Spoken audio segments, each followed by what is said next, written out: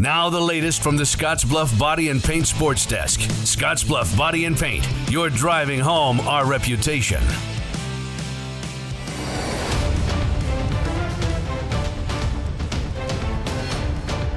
I'm Jayson Jorgensen. It is once again time for Husker Chat. We're talking Husker football with Sean Callahan of Husker Online as Nebraska looks to bounce back from that disappointing loss at home to Illinois and maybe get back on track on the road at Purdue.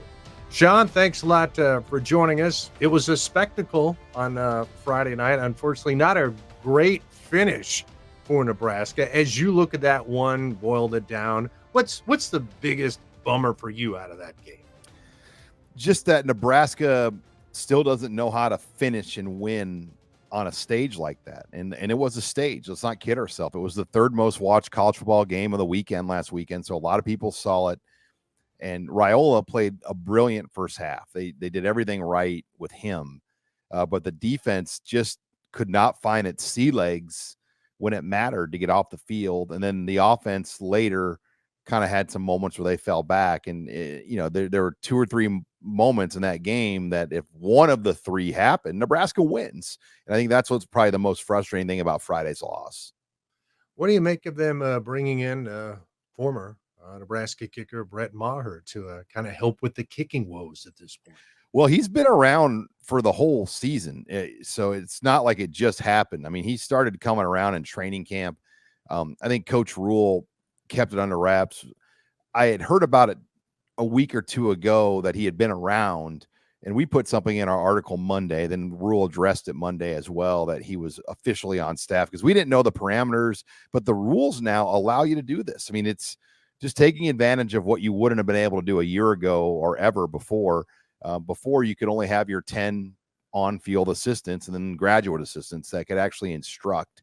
Now you can have unlimited coaches instruct. So why not do something like this? And I do think you'll see more teams around the country have true kicking experts. I mean, how many kicking coaches can say, wait a minute, let me show you how to kick a 50-yarder and just nail it better than obviously the player could at that point.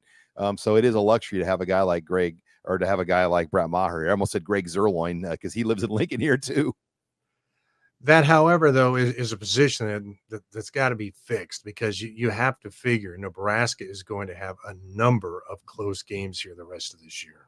Yeah, and I don't think it's just the kicker. I mean, the hold and the operation has not been great either, and that's as big of a part of making a kick as is the kick. The snap was off, the hold was off, and the kick was off. So the 39-yard field goal that was missed, there was a lot of things that went wrong that led to that result. I mean, the punts have been off for Nebraska with Buschini last week. He line drived a couple. The kickoffs have missed locations. They're supposed to go left or right, and they go center, which leads to a big return with how your coverage units are set up. So there's a lot of operational things with special teams that you would like to believe a veteran like Brian Buschini would be able to get things figured out. I'll say one thing about Buschini. He's shown us he's a pretty good tackler. Yeah, when you miss your mark, though, I'm guessing knowing the butt chewing you're going to receive, you better make that tackle. But yeah, he was able to get in there, and yeah, I think Coach Rule said it best. So, like, we can't kick in the middle of the field. I mean, punts and kicks really shouldn't go to the middle because then you have the full field to survey. And in a Big Ten football game, that is the difference. A return, a missed kick, a low punt, all those things matter in these games that are going to be very close every week. Today on Husker Chat, we're talking with Sean Callahan of Husker Online. Some big recruiting news this week, although probably not a surprise, but what's your take on the early verbal from Dayton Riola? Yeah, you just didn't really know when and how the 2026 quarterback was going to play out. Michael Clayton had been another name that had been here now twice, a 4-star out of Florida, and then Dayton Riola. I mean, those have been the two prominent ones that have been around a lot. And Dayton Riola just took over as the starting quarterback for Buford after his brother left. Has not put up huge stats, but that's the style Dayton. That's the style Buford plays too. They're not really a big stat offense. They're a ball control kind of win the game style of play, and they're 4-1, I believe, right now. So they've had a really good start to the year. But yeah, Dayton, it's not a surprise. I mean, he's following his brother here, his dad here. His uncle's the O-line coach. His sister works in the recruiting office. I think the biggest question now is, where does the quarterback position continue to go? With him involved now, there are 4 scholarship quarterbacks that are technically slotted to be here in 2026. The key word is technically, because of the transfer portal and the roster limits. I think there are a lot of unknowns with this quarterback position. Eventually, what kind of grade or a star rating do you think he gets? His offer sheet not great yet, but is a lot of that due to the fact that schools knew he was probably following his brother to Lincoln? The reason why he hadn't been really evaluated by us yet is because he hadn't been a starter till this year. He was not a sophomore starter on varsity, so it's kind of hard to fully accurately grade a player. I know our grade on On3 will be going up as early as here on Wednesday. I would imagine he's going to be a middle level 3-star quarterback.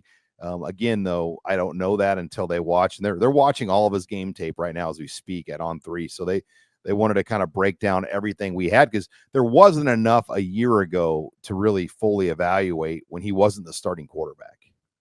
All right, how about this week? Nebraska bounce back mode at Purdue. It has not been a good start to the year for the Boilermakers. How do you see this one, and how does Nebraska kind of avoid a hangover? How do they get back on track and play better? Yeah, I think it's a good matchup in some respects. Purdue's not a great throwing team. They will try to run it. They've had success running the football with Reggie Love and Devin Mockabee. So I think that's the key right away is Nebraska needs to bow up against the run, have a good week stopping the run, yards after contact, leaky yardage, run fits. It's not that Nebraska's necessarily getting pushed around. I think they're just schematically off or missing tackles or missing run fits. How can they clean up these things that have hurt them on defense? Offensively, Dylan Riola has proven he can get the ball out and get it to people. Just protect him. That's the key this week. And Kydron Jenkins is a great edge rusher for Purdue. They will try to light up Dylan Riola. And what will that offensive line this week look like for the Huskers?